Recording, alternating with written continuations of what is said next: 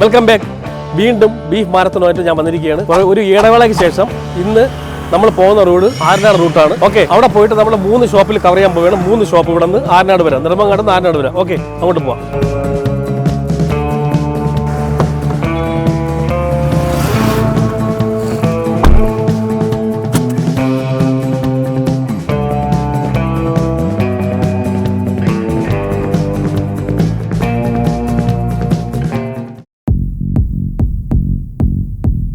ഇവിടെ ഒരു മുട്ട വളമുണ്ട്. ഓക്കെ, വളച്ചില്ലെങ്കിൽ നമ്മൾ നെട്ടച്ചിറ കഴിഞ്ഞിട്ടുണ്ട്. ഈ മാവൻ്റെ കടയിലാണ് പഴംപൊരി ബീഫ്. ഇതുകൊണ്ട് ബോർഡ് ഉണ്ടോ? ഇവിടെ എവിടെയെങ്കിലും വണ്ടി ഇടാം. ഒരു ബീഫ് പാർസൽ തരണേ.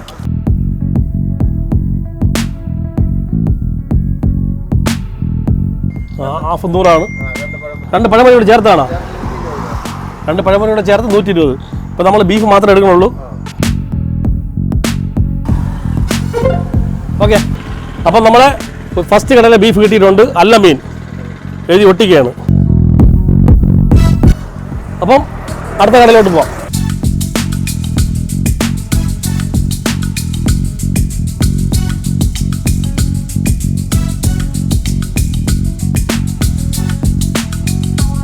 ഇനി അടുത്ത കട എവിടെയാണെന്ന് അറിയില്ല. നമുക്കിപ്പോൾ അവിടെ നിന്ന് മാവൻ്റെ കട കിട്ടി. മാവന് ഫേമസ് ആണ്. പണ്ട് ഇപ്പോഴും ആൾക്കാർ പറഞ്ഞിട്ടുണ്ട് അവിടെ പഴംപൊരി ബീഫ് പണ്ടത്തെ ഇതാണ്. നമ്മൾ നേരത്തെ എടുത്തിട്ടുണ്ട് പഴംപൊരി ബീഫ്. പുള്ളി ഇപ്പോൾ വിപുലീകരിച്ചിട്ട് 10 മണിയുടെ കടയൊക്കെ ആക്കി. ഇവിടെ കുറേ കടകളുണ്ട് കേട്ടോ. അതൊക്കെ അങ്ങോട്ട് നോക്കി. ഇവിടെ ഒരു കട ഉണ്ട്, ഇറങ്ങി നോക്കാം.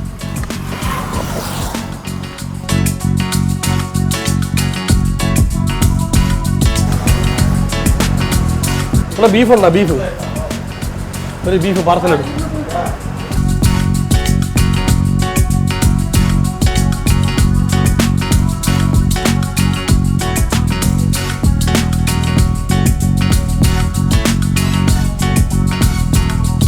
റേറ്റ് എത്രയാണ്? 100 രൂപയ്ക്ക് ഭയങ്കര ക്വാണ്ടിറ്റി ആണല്ലോ.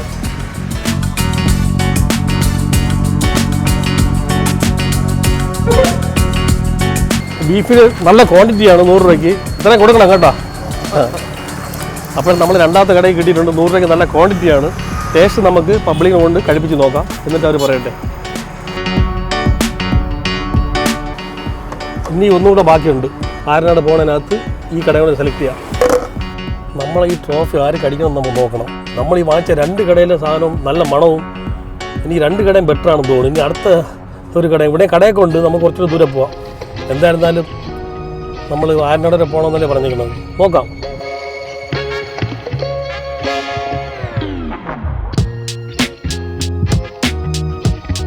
ആരനാട് കോട്ടയ്ക്കെന്ന് പറഞ്ഞാൽ പണ്ട് ഫേമസ് ഈ നാടൻ കോഴി മറ്റേ തോരനാണ്. ഇപ്പോഴും അവിടെ പല സ്ഥലത്തും ആരനാടുണ്ട് നാടൻ കോഴി തോരൻ. ഇത് ബീഫിൻ്റെ കേസ് എനിക്ക് വലുതായിട്ട് അറിയില്ല. ഞാൻ ഒരു പ്രാവശ്യം വീഡിയോ ചെയ്തിട്ടുണ്ട് പണ്ട്. പക്ഷേ ആ കട നൈറ്റ് വരെ ഉണ്ടാവുമെന്ന് അറിയില്ല.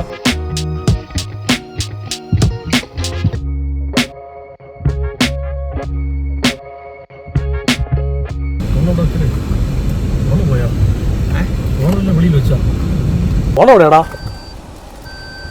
നമ്മൾ എഴുതാൻ വേണ്ടി എടുത്തിട്ട് ഫോൺ എവിടെ വെച്ചടാ? നോക്കാം നിൽക്കാം, അങ്ങോട്ട് ഒതുക്കാം. ഇറങ്ങി നോക്കട്ടെ. നീ ഇവിടെ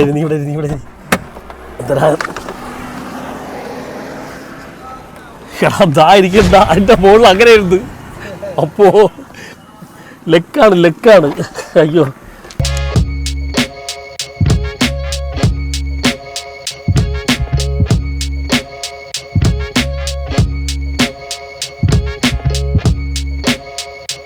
ആരനാടെത്തി. ഒരു വളവണ കഴിഞ്ഞ് ആരനാടെത്തി. അവിടെ ഏത് കടയിൽ കയറുമെന്നുള്ളതാണ്. നമുക്ക് അവിടെ പോയി ചോദിച്ചു നോക്കാം ഈ സമയത്ത് ഏത് കട ഉണ്ടെന്നുള്ളത്. ഞാൻ പകൽ വന്ന് കഴിച്ചിട്ടുണ്ട് പണ്ട് ആ ഉള്ളിലോട്ടുള്ള കടയിൽ. ഇവിടെയൊന്നും നമുക്ക് നിർത്തിയിട്ട് ആരുടെ ചോദിച്ചു നോക്കാം. ചേട്ടാ, ബീഫ് ഇവിടെ നല്ല കിട്ടുന്ന കട ഏതുണ്ടെന്ന് അറിയാമോ? ഇവിടെ അല്ലേ? Okay, thank you. ഒരപ്പുറത്തൊരു ഷോപ്പുണ്ടെന്ന് പറഞ്ഞു. അതോ അവിടെ ഒരു കടയുണ്ട്, മദീന. അപ്പോഴങ്ങോട്ട് പോവാം. നല്ല തിരക്കുണ്ടെന്നാലും പോയി നോക്കാം. ഒരു പാർസൽ വാങ്ങിക്കുന്ന പാടല്ലേ ഉള്ളൂ.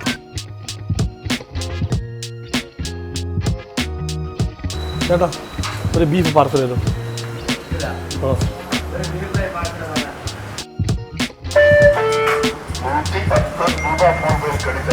ഇത് ഫ്രൈ ആണല്ലേ? ബീഫ് ഫ്രൈ ആണ് കിട്ടിയിരിക്കുന്നത്.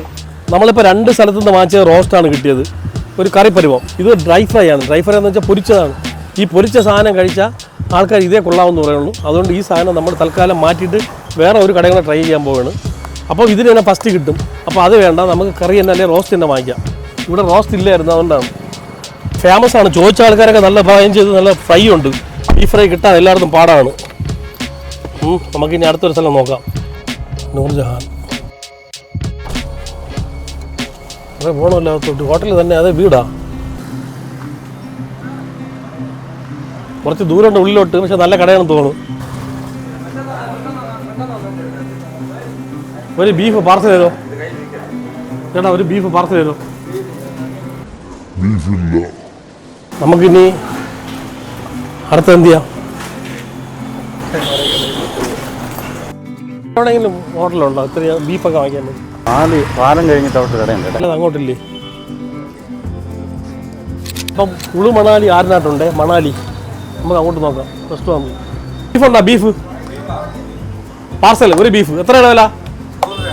ഒരു ബീഫ് അടി.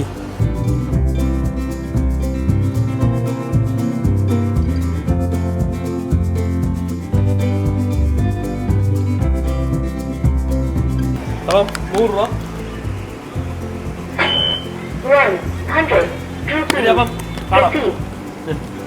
അപ്പം നമ്മൾ 3 കടയായി.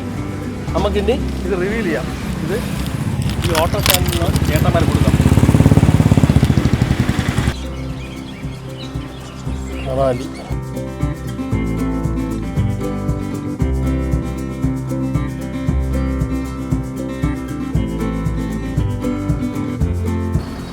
നമ്മളൊരു 3 കടയിൽ നിന്ന് ഫുഡ് വാങ്ങിച്ചിട്ടുണ്ട്. ടേസ്റ്റ് ആയിട്ട് കറക്റ്റാണ് കൊള്ളാമെന്നുള്ള പറയാൻ വേണ്ടിയാണ്.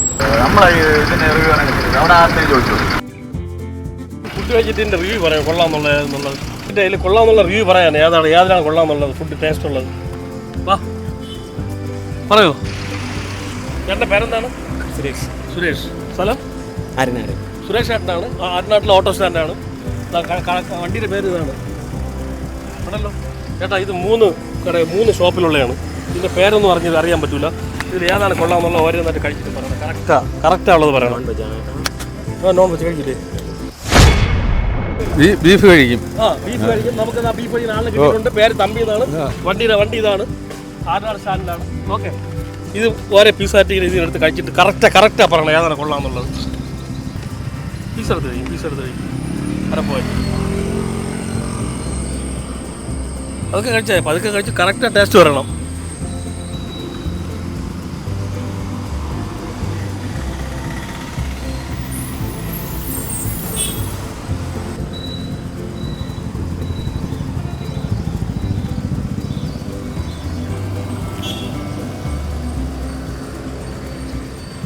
ആദ്യം കഴിച്ച പീസാണ് കൊള്ളാന്ന്. ഇതിൻ്റെ പേരെന്താ വായിച്ചേ? അപ്പോൾ മണാലി അവിടുത്തെ ബീഫിനാണ് പ്രൈസ് അടിച്ചേക്കുന്നത്. ഓക്കെ. ഇവിടുത്തെ ബീഫ് അടിപൊളിയുണ്ടല്ലേ? ഞാൻ അവിടെ നിന്ന് വല്ല പേർക്ക് വാങ്ങിക്കുന്നത്. അപ്പോൾ പുള്ളിക്ക് അറിയില്ല.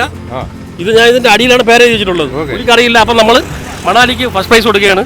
ഓക്കെ.